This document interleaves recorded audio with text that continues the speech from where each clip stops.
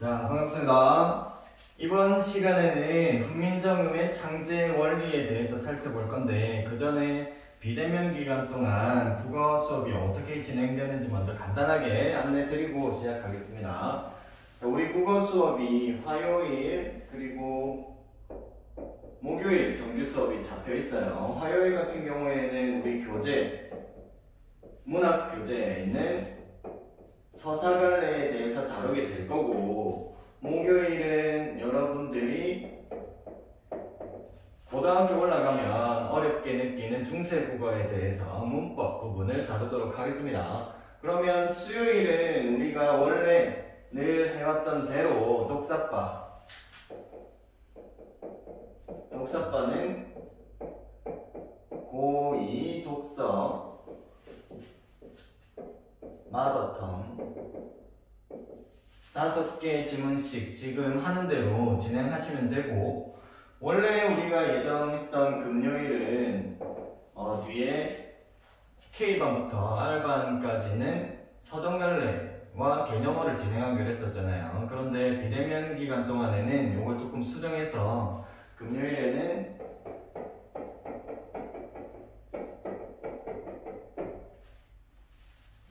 내용을 토대로 주간 테스트를 진행하도록 하겠습니다. 서정갈래하고 개념어 같은 경우에는 나중에 다시 대면 수업으로 전환되게 되면 그때 진행하는 걸로 하고, 비대면 기간 동안에는 이렇게 수업이 진행이 될 것이다. 참고해 주시면 되겠습니다.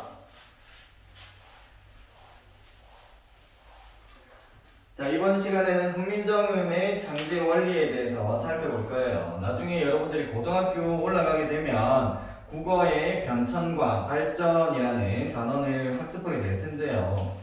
이 부분에서 학생들이 굉장히 많이 어려움을 느낍니다. 그래서 국어의 변천과 발전이라는 주제로 한번 학습해 보도록 하겠습니다. 자, 여기서 먼저 이 변천이라는 단어의 의미를 우리가 먼저 파악할 필요가 있습니다. 변천이라는 단어는 세월의 흐름에 따라서 변하고 바뀐다 라는 의미를 가지고 있어요. 자, 변천이라는 것은 세월의 흐름에 따라 바뀌고, 자, 변한다라는 의미를 가지고 있습니다. 이게 우리가 중학교 때 배웠던 언어의 어떤 특성과 관련을 지어볼 수 있을까? 그렇죠? 언어의 역사성과 관련이 있다라고 보시면 되겠습니다. 역사성이 곧 이 세월의 흐름에 따라서 바뀌고 변한다라는 의미를 가지고 있으니까, 그러면 우리 국어의 역사는 어떻게 흘러왔는지를 파악할 필요가 있겠죠. 우리 국어의 역사에 대해서 간단하게 살펴보겠습니다. 국어의 역사, 우리말이 어떻게 흘러왔는가. 자, 요거는 시대를 한번 구분해 보겠다라는 의미인데요. 우리 역사에서 국어의 역사를 살펴보면 마찬가지로 고대, 중세, 근대, 현대 시기로 분류를 해볼 수가 있습니다. 첫 번째, 고대 시기. 고대 시기는 고조선부터 해가지고 우리말이 있을 당시부터 해가지고 언제까지를 의미하냐. 통일 신라 시대까지를 우리가 국어의 역사에서는 고대 시기다 이렇게 얘기를 합니다. 그 다음 중세 시기인데요. 중세 시기는 다시 전기 중세 국어 시기랑 후기 중세 국어 시기 두 가지로 나누어 볼 수가 있습니다. 자, 전기 같은 경우에는 통일 신라 다음 어디예요? 자, 통일 신라 다음에는 어디가 들어섰어? 고려가 들어서죠. 고려부터 시작해서 어디까지? 훈민정음 창제 이전까지를 전기 중세 국어 시기라고 합니다. 훈민정음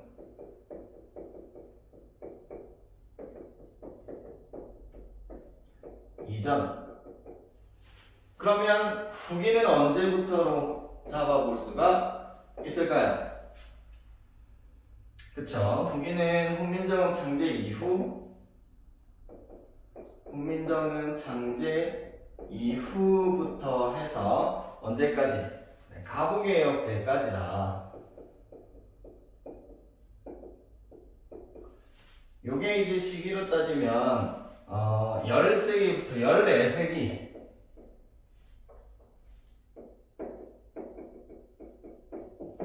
까지로 보면 되고, 그 다음 후기 중세국 같은 경우에는 15에서 16세기까지로 보시면 됩니다. 그 다음 근대, 쏘리, 가보개혁 아니고 임진왜란입니다. 쏘리. 자, 임진왜란 시기까지를 우리가 후기 중세국어라고 보고요. 그 다음 근대국어 시기는 임진왜란부터 해서 가보개혁까지. 요게 몇 세기냐면 17세기부터 19세기까지다. 자, 이렇게 보시면 됩니다. 그러면 이 이후는 당연히 뭐가 되겠어요? 현대국어 시기가 될 거고요. 요거는 20세기부터 해서 지금까지를 이른다. 이렇게 보시면 되겠습니다. 우리가 이 단원에서 중점적으로 배우게 되는 시기는 여기 이 중세 후기 훈민정 창제 이후에 우리 국어의 상황에 대해서 살펴볼 것이다. 여기에 포인트가 있겠습니다. 중세 후기에 우리 국어의 모습은 어땠는가. 그래서 훈민정 창제 이후에 내용을 살펴볼 건데, 이 당시에 우리 문자 혹은 우리 말 상황이 어땠느냐라는 것을 살펴보면, 일단 언문 불일치의 상황이었다. 그 당시에 이 중세 후기 이 킹 세종님께서 훈민정음을 창제할 즈음에 우리 말은 있었어요, 없었어요? 그쵸? 우리 말은 있었는데 이 우리 말을 표기할 글자가 있었어, 없었어? 우리 글자가 없었죠. 그래서 어느 나라에 무엇을 빌렸었습니까? 중국의 한자를 빌려다가 글을 썼단 말이지. 그러니까 언문불일치의 상황이 이어지고 있었어요. 그래서 킹 세종이 안 되겠다. 우리 백성들이 가엾다. 자기가 하고자 하는 바를 표현하지 못하니까, 글로 표현하지 못하니까, 그래서 만들어야 되겠다라고 해서 만든 게 바로 이 훈민정음이다라고 보시면 되겠죠. 이 훈민정음을 창제할 당시에 이 세종대왕님께서 무엇을 고려해서 글자를 만들었느냐? 첫 번째는 음원에 굉장히 깊은 조예가 있으셨습니다. 음원, 우리말은 자, 삼성 체계를 가지고 있죠. 어떻게? 자, 예를 들면 강이라는 단어가 있어요. 여기 이 자리에 오는 아이는 자, 초성이 될 것이고, 여기는 얘는 중성이 되겠죠. 가운데 소리입니다. 중성. 얘는 첫 소리. 그 다음 마지막 얘는 종성이 되겠죠. 자, 요렇게 우리말은 삼성의 음절 구조를 가지고 있다. 그 다음 우리말에서는 이 초성 자리에는 무조건 뭐가 오게 돼 있어요? 자음이 오게 돼 있고, 중성 자리에는 모음이 오게 되어 있는데, 그럼 이 중성 자리에도 마찬가지로 뭐만 오는 거예요? 자음만 오게 되어 있죠. 그러면 그 훈민정음을 창제한 세종대왕님께서 이 종성을 다시 만들었느냐? 자음을 만들고 모음을 만들었는데 이 받침 자리에 이 종성은 자음이니까 다시 만들 필요가 있어요, 없어요? 다시 만들 필요가 없죠. 그래서 두 번째, 종성, 부용, 초성이라는 개념이 나타나게 됩니다. 이게 무엇을 의미하느냐? 종성은 이 부용, 다시 쓴다라는 얘기입니다. 종성은 무엇을? 초성을 다시 쓴다. 그러니까 글자를 만들 필요가 있다, 없다? 없다. 그래서 종성, 부용, 초성은 초성 자음인 초성을 다시 종성에 쓴다라는 의미를 가지고 있습니다. 자, 여기서 우리가 한 가지 확인해야 되는 개념은 바로 이 음운인데요. 음운에 대해서는 중학교 3 3학년 때 이미 다 배우셨죠. 음운의 개념이 뭐죠? 음운이라는 것은 말의 뜻을 구별해주는 소리의 가장 작은 단위 아닙니까? 말의 뜻을 구별해주는 소리의 최소 단위다. 자, 요 개념을 확실하게 알고 넘어가야 뒤에 나오는 이 훈민정음의 창제 원리를 더 잘 이해할 수가 있습니다. 자, 음운은 우리가 다시 두 가지로 나눠볼 수가 있어요. 일단 음운이라는 것은 음소와 운소가 더해진다는 거죠. 자, 음소와 운소가 더해진다는데 요거를 분절음운과 비분절 음운으로 나누어 볼 수가 있죠. 분절 음운은 말 그대로 나누어 볼 수가 있는 음운이다 라는 거예요. 그래서 우리말에는 대표적으로 자음과 모음이 있는 것이고, 비분절 음운에는 어떤 것들이 있어요?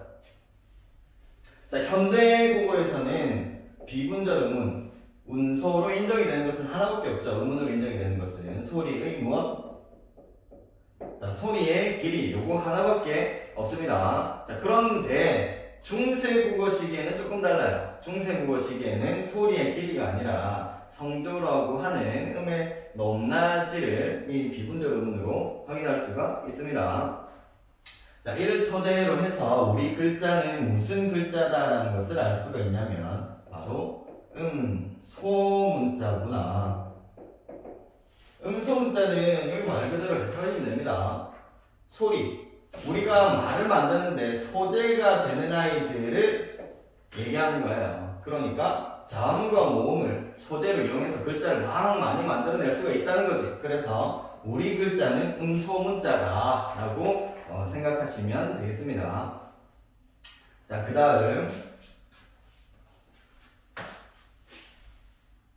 지우겠습니다.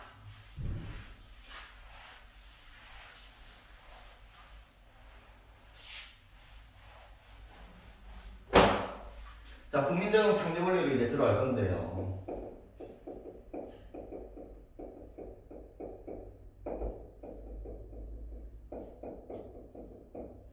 자, 훈민정음 창제 원리로 들어가기 전에 먼저 이 훈민정음이 무엇인가? 훈민정음이라는 것은 두 가지 의미를 가진다라고 보시면 되겠습니다. 첫 번째는 세종대왕님께서 만든 우리의 한글 그 자체를 이제 훈민정음이다라고 일컫기도 하고, 한 가지는 킹 세종님께서 만든 책 이름을 훈민정음이다라고 얘기를 합니다. 왜냐하면 이 책이 이름이 있죠. 훈민정음 해례본, 해석하고 예를 단 책을 훈민정음 해례본이라고 하는데, 이 책을 훈민정음이라고 일컫기도 하고, 그 세종대왕께서 만든 글자를 훈민정음이라고 일컫기도 한다. 그러니까 훈민정음이라는 단어는 이렇게 두 가지 의미를 가지고 있구나라고 생각하시면 되겠습니다. 언제 처음 만드셨을까요? 창제한 시기는 언제일까요? 창제를 한 시기는 1443년입니다. 만들고 나서 이 신하들의 반발이 많았죠. 이 어문이라고 하면서 굉장히 비하하는 발언들을 막 쏟아냅니다. 그런데 킹 세종님께서는 그 뜻을 굽히지 않으시고 집현전 학자들로 하여금 여기에 대해서 해석을 하고 또 예를 따라서 분석하도록 만들었죠. 그래서 결과적으로 언제 반포가 됐느냐? 1446년에 반포, 널리 알리게 되는 거죠. 반포를 하게 됩니다. 이때 이 훈민정음의 서문, 이 책을 쓴 계기에 대해서 나타나 있는데요. 여기에서는 이 창제 정신을 크게 한 세 가지 정도 살펴볼 수가 있습니다. 첫 번째는 자주 정신. 자, 훈민정음 서문에 보시면 우리말이 중국과 다르다라고 해서 우리말이 필요하다는 것을 굉장히 강력하게 어필하고 계시죠. 그래서 거기에서는 이제 우리의 정신을 지켜야 한다. 자주 정신을 한 가지 확인할 수가 있고, 그 다음 두 번째는 애민 정신입니다. 백성들을 사랑하는 정신이 담겨 있다라는 거죠. 따로 내용 적지 않을게요. 자, 애민 정신 같은 경우에는 서문에 훈민정음 서문에 어떤 식으로 표현이 되어 있냐면, 백성들이 자기 뜻을 펴지 못하는 게 너무 가엾다 라는 내용이 나옵니다. 그래서 이 부분에서 내가 글을 만드니까 당연히 백성들을 사랑하는 마음이 드러나는 거죠. 애민정신 한 가지 확인할 수가 있고, 그 다음 마지막 세 번째는 실용정신입니다. 자, 그 훈민정음 서문의 마지막 부분을 보면 쉽게 익혀서 쓰는데 편하게 하기 위함이다 라고 내용이 나옵니다. 다시 쉽게 익히고 또 쉽게 쓰게 하겠다라고 했죠. 그러니까 굉장히 실용적인 문자다. 왜냐하면 이 당시에 우리 글이 없었다고 그랬잖아요. 우리말은 있었어요. 우리말은 있었는데 우리말을 표현하기 위해서는 중국의 한자를 막 외웠어야 됐단 말이지. 그런데 중국인들이 자기네들의 표현을 일상생활에서 자기 말을 이제 표현하기 위해서 외워야 되는 한자 수가 한 5만 자 정도 된대요. 그런데 우리 백성들이 5만 자나 이거 외우고 있을 시간이 없잖아요. 그래서 내가 좀 더 쉬운 글자를 만들어야 되겠다 라고 해서 만든 게 바로 이 훈민정음이다 라고 보시면 되겠습니다. 자, 그러면 이제 본격적으로 페이지 178페이지에 있는 훈민정음 창제 원리에 대해서 먼저 살펴보도록 하겠습니다. 첫 번째는 초성을 만든 원리인데요. 초성을 만든 원리는 옆에다가 자음이라고 적어 놓으시면 되겠습니다. 1번.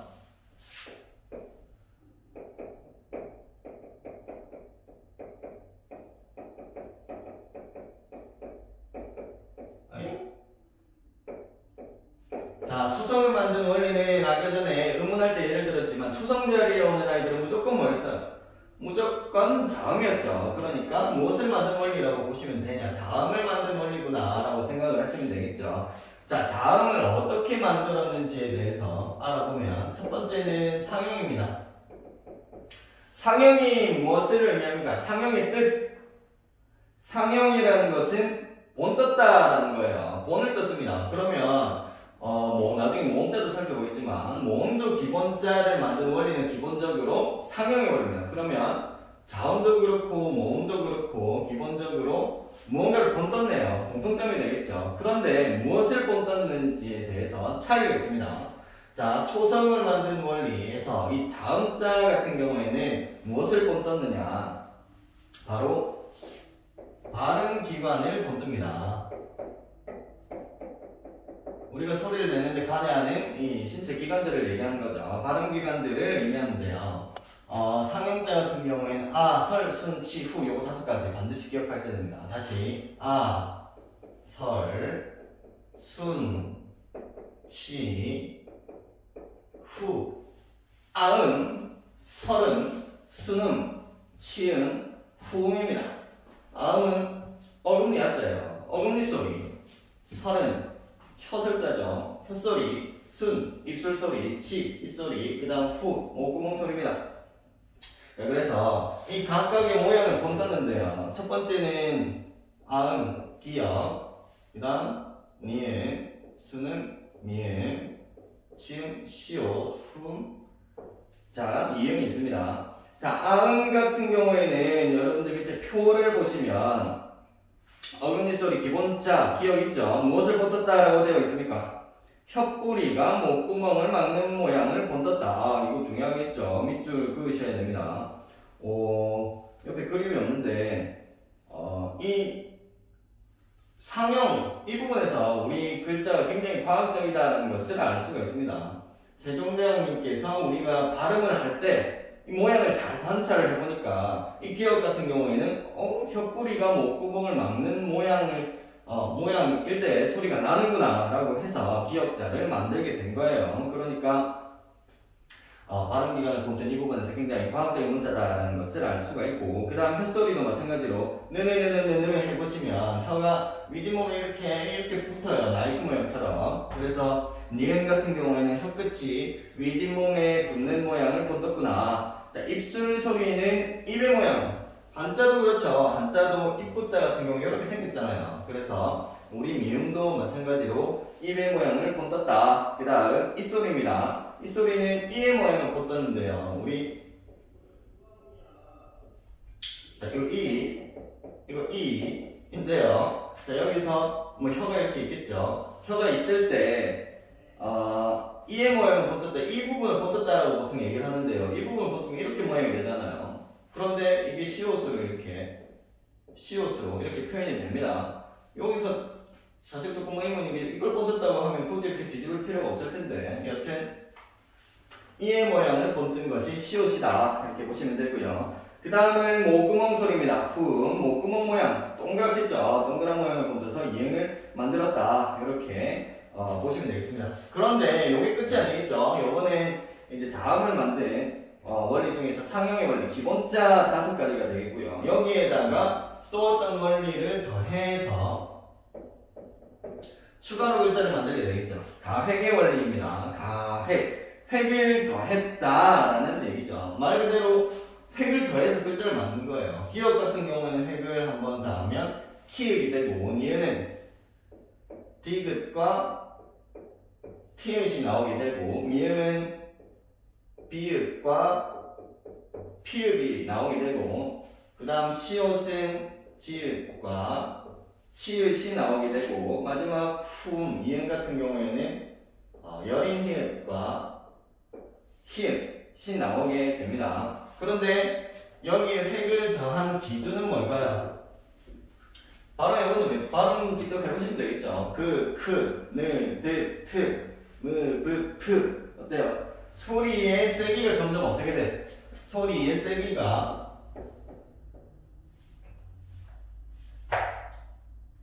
세기가 점점 세지죠. 소리의 세기로 적겠습니다. 자, 소리가 세짐에 따라서 획을 더해서 글자를 더 만들어냈다. 그래서 얘네들은 가획자가 되겠죠. 그 다음 여기 이 글자들 외에 한 가지 더 이 자음수의 특성이 있어요. 이체자가 있다는 건데요. 얘는 소리가 세지지 않음에도 불구하고 획을 더해서 글자를 만들었습니다. 이체자 같은 경우에는 아음에는 꼭지가 달린 옛 이응이라는 아이가 있고, 그 다음 두 번째는 여기 니은 혀에서 나는 소리 리을, 얘는 반설음이라고 해요. 반설음, 반만 설음이다. 얘는 예디응이라고 그랬죠.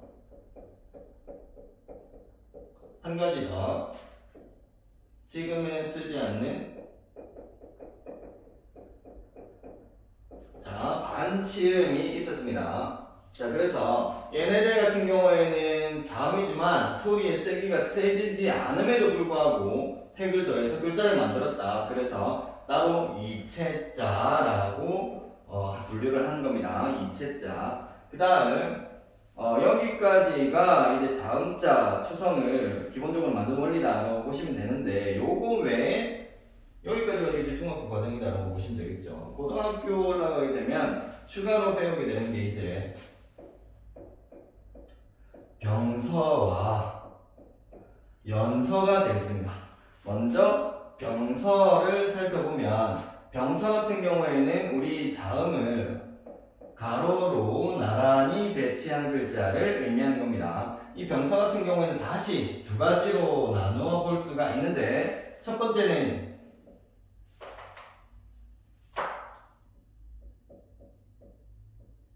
각자병서입니다. 각자병서. 각자병서는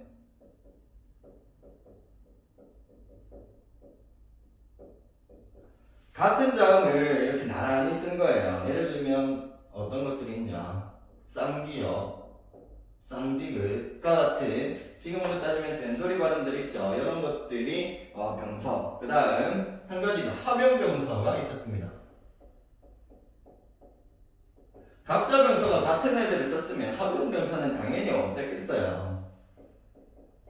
다른 애들을 가져다 썼겠죠. 합용병서는 다시 뭐 비읍계 합용병서, 그리고 시옷계 합용병서, 그 다음 비읍 시옷계 합용병서 이렇게 나누기도 하는데요. 그거는 나중에 더 자세히 살펴보도록 하고요. 어떤 것들이 있었냐면, 자, 시옷 기역 수거형, 그 다음 비읍 시옷 여기까지만 할게요. 이런 것들이 있었다. 네, 이 정도만 확인하고 넘어가겠습니다. 그 다음은 연서입니다. 여기서 이어서 5번. 연서는 이었었다라는 얘기예요. 어떻게? 얘는 세로로 쓰게 됩니다. 얘는 순음에는 어떤 것들이 있어요, 우리말에? 순음. 입술 소리 저기 있잖아요. 무, 브, 프, 뿌까지 이런 애들이 있겠죠. 그런데 연서 같은 경우에는 여기다가 무엇을 더하냐? 동그라미 이응을 더합니다. 그래서 모양이 어떻게 되냐면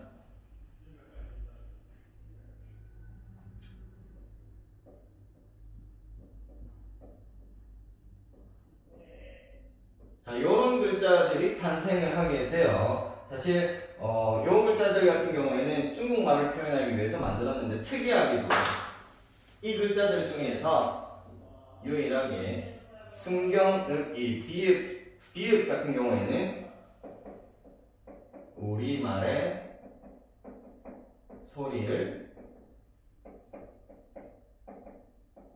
자, 표현했습니다. 얘네들은 순경음이라고 얘기를 해요. 순경음. 일단 입술 소리니까 입술 순자죠. 경은 가벼울 경입니다. 입술 소리인데 조금 가벼운 애들이라는 뜻이에요. 그러니까 미음 같은 경우 미음 밑에 동그라미가 있다. 그러면 얘는 순경음 미음이 되는 거고, 얘는 순경음 비읍, 얘는 순경음 피읍, 얘는 순경음 쌍비읍이 되겠죠. 이렇게 보시면 되겠습니다. 원래 있는 이 자음보다 더 가벼운 소리가 난다 정도만 생각하시면 되겠습니다. 자, 그 다음은 자, 여기까지가 우리가 초성을 만든 원리다라고 보면 이제 중성. 자, 중성. 모음자를 만든 원리를 한번 살펴보도록 하겠습니다. 모음자.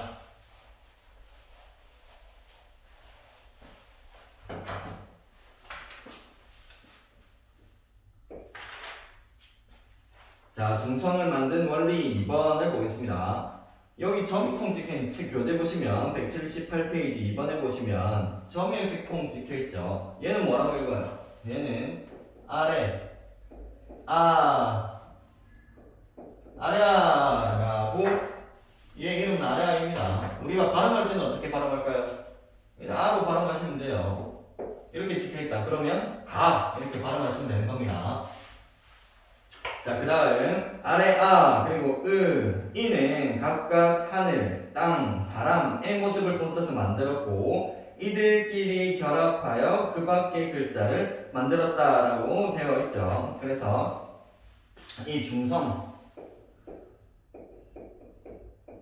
얘는 모음이라고 했습니다. 중성 자리에는 무조건 모음이 오게 되어 있죠. 그래서 이 모음의 창조 원리에 대해서 한번 살펴보면 아까 초반부에서 말씀드렸던 것처럼 얘도 마찬가지로 상형의 원리를 취하고 있다. 본떴다라는 거죠. 그러면 차이점도 있다고 했는데요. 자음자의 기본자를 와의 차이점은 무엇을 본떴느냐가 차이가 되겠죠. 자음자는 아까 발음 기관을 본떴다고 그랬잖아요. 그러면 이 모음은 과연 무엇을 본떴을까? 요거는 이 조선시대의 통치 이념과 관련이 있습니다. 굉장히 이론적으로 만든 글자가 바로 이 모음인데요.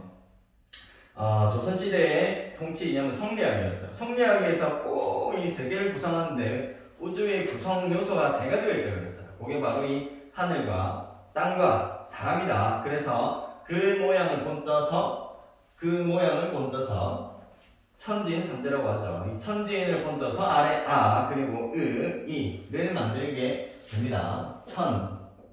하늘의 무슨 모양?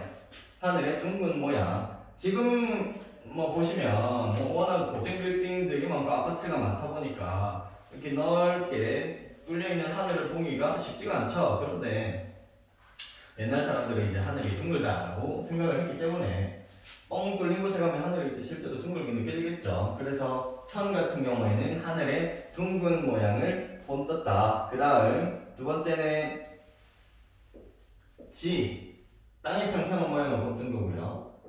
임, 사람이 서 있는 모양을 본뜬 겁니다. 그래서 천지인,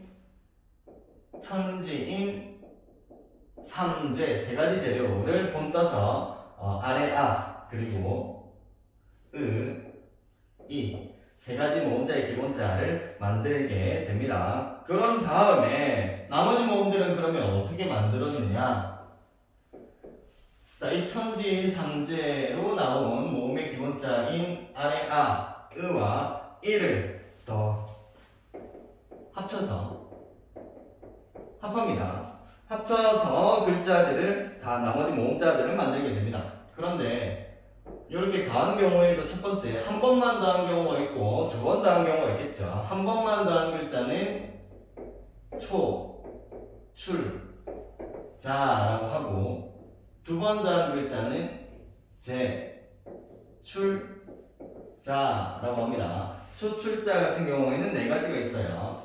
아, 오, 우 이렇게 있고 이 제출자 같은 경우에는 초출자에다가 무엇을 한 번 더 찍냐? 바로 이 아래 아를 찍습니다. 그래서 야, 여, 요, 유의 총 몇 자? 4, 4, 3, 11개의 모음자가 탄생을 하게 됩니다. 그 다음 아까 자음도 마찬가지로 합용명서가 있었고 그 다음 각자명서가 있었고 또 연서의 표기를 해서 다른 자음자들을 만들어냈는데 중성도 마찬가지예요. 모음도 마찬가지입니다.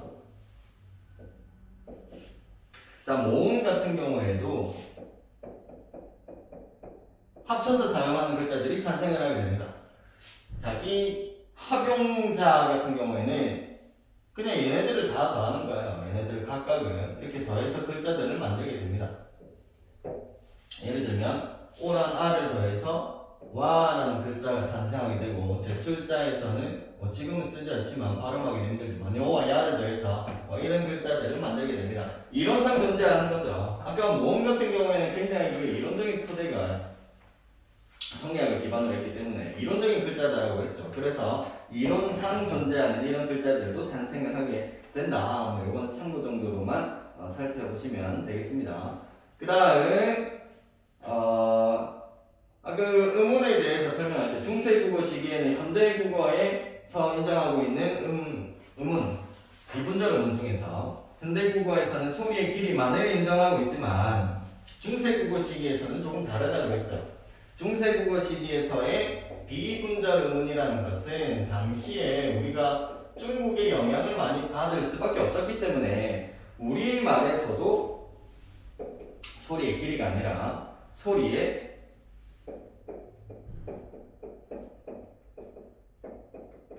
높낮이, 고저죠. 고저. 자, 이 소리의 높낮이로도 이 글자 우리말의 의미를 파악을 했다라는 건데요. 자, 첫 번째는 우리말에서는 무엇이 있었냐? 이 성조를 성조가 있었는데요. 이 높낮이가 성조입니다. 이 성조는 어떻게 표현을 했냐면 방점이라고 해서 점을 찍어서 소리의 높낮이를 표현했었습니다. 우리 옛 문헌 같은 데 보면 글자 옆에 점이 쿵쿵 찍혀 있어요. 그래서 이 방점이라는 것은 글자의 어디에?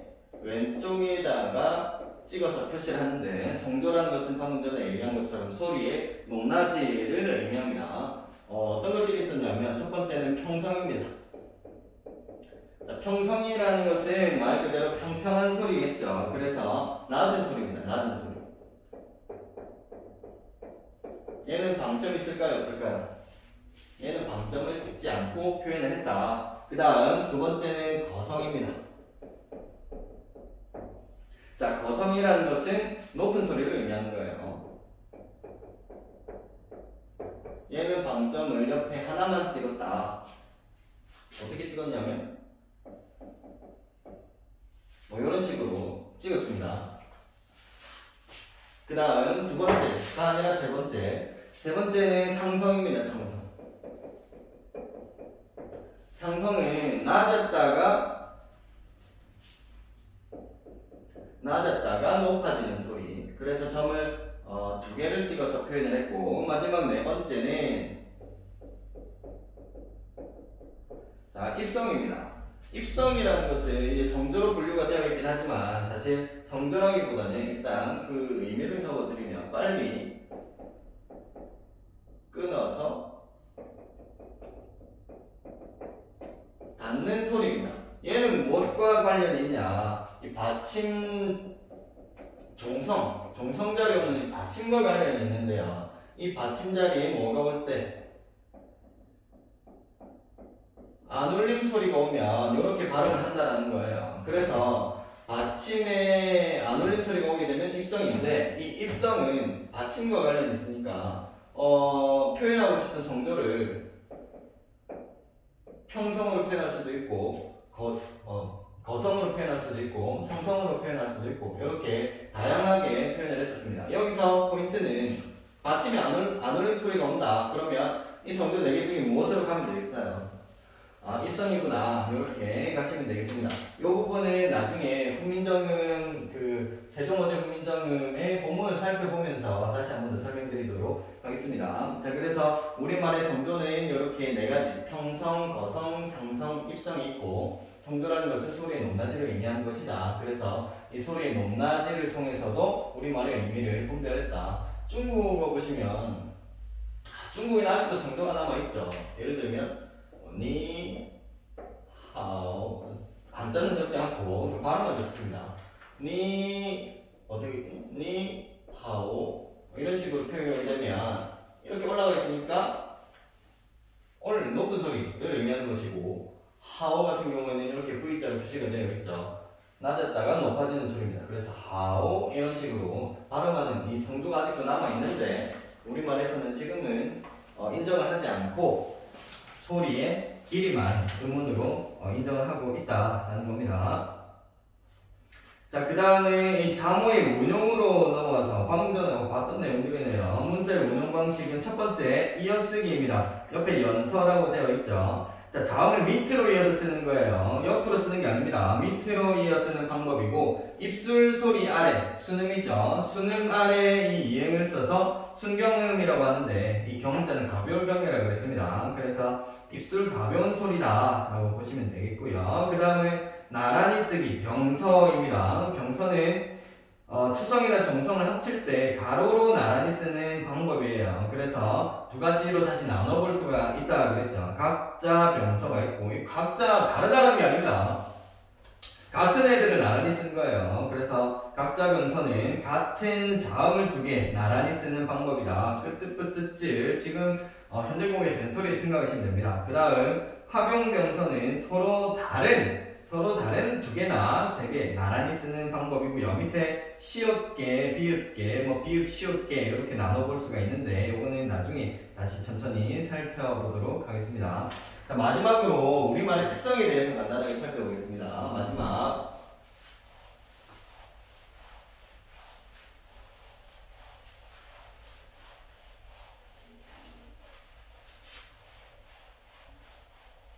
우리 한글은 어떤 특성이 있는가?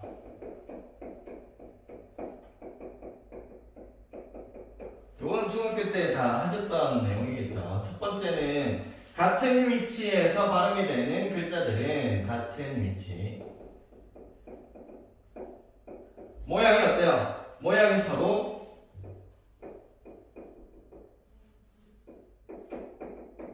비슷하죠. 아까 아설순치후 밑에 아설 순치 후 기역 니은 미음 시옷 이음 이렇게 있었는데요. 설음을 예를 들어보면 니은에 핵을 더해서 디귿하고 티읕을 만들어내게 되죠. 그래서 같은 위치 혀에서 나는 소리는 어때? 모양이 한 줄씩 획만 더했으니까 모양이 서로 비슷하다는 것을 알 수가 있는 거죠. 그래서 이 이유는 가획의 원리이기 때문에 가획의 원리를 적용했기 때문이다. 그래서 우리말은 굉장히 체계적인 글자다. 인 글자다라는 것을 알 수가 있습니다. 이게 영어로 보통 영어 알파벳하고 예를 많이 드는데요. 우리 니은, 디귿, 티읕과 대응하는 N, D, T 같은 경우에는 모양이 어때요?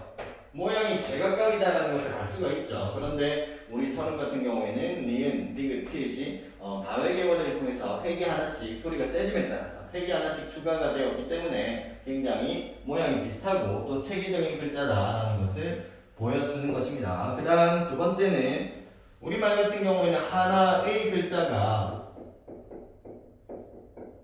소리값 몇 개가 돼요? 하나의 글자는 무조건 하나의 소리값을 가지죠. 소리값은 음가라고 표현이 됩니다. 음가 같은 말이죠. 음가. 하나의 글자가 하나의 소리값을 가진다. 예를 들면 자, 요거 어떻게 읽어요? 아 이외에 따로 발음해야 하나요? 발음하지 않죠. 그런데 영어의 A 같은 경우에는 예를 들어서 father가 있고 baby가 있어요. 얘 같은 경우에 father 같은 경우에는 R로 발음을 하겠죠. 그런데 baby 같은 경우는 E로 발음이 되겠죠. A. 그래서 우리말은 하나의 글자가 하나의 소리값만을 가지는구나. 요런 거. 그 다음 세 번째는 우리말은 풀어서 씁니까? 모아서 씁니까? 모아서 쓴다. 모아쓰기를 하는 글자죠. 자, 이 모아쓰기를 하게 되면 첫 번째는 읽기가 편하다 라는 장점이 있고, 두 번째는 의미 파악이 어때요? 의미를 파악하기가 쉽다라는 특징이 있습니다. 예를 들어서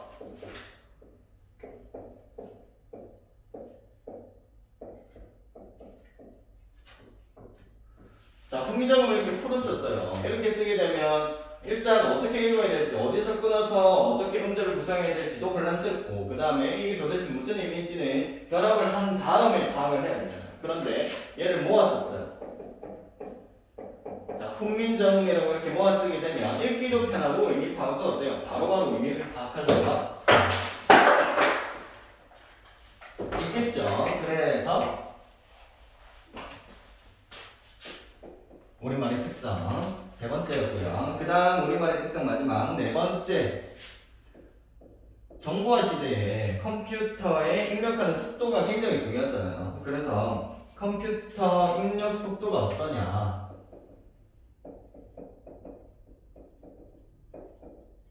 컴퓨터 입력 속도는 어떨까요? 굉장히 빠르다. 요거는 이제 정보화 시대에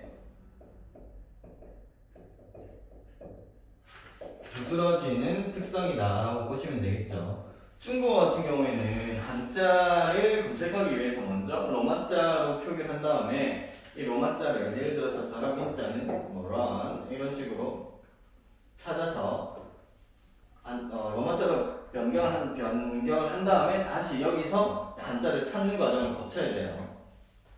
이걸 치고 이걸 찾아야 된다는 거죠. 그런데 우리말 같은 경우에는 그대로 음소문자니까 얘네들을 그냥 더해서 글자를 만들 수가 있는 거죠. 그래서 우리말 같은 경우에는 이 정보화 시대에 굉장히 두드러지는 특성을 가진 문자다라고 보시면 되겠습니다.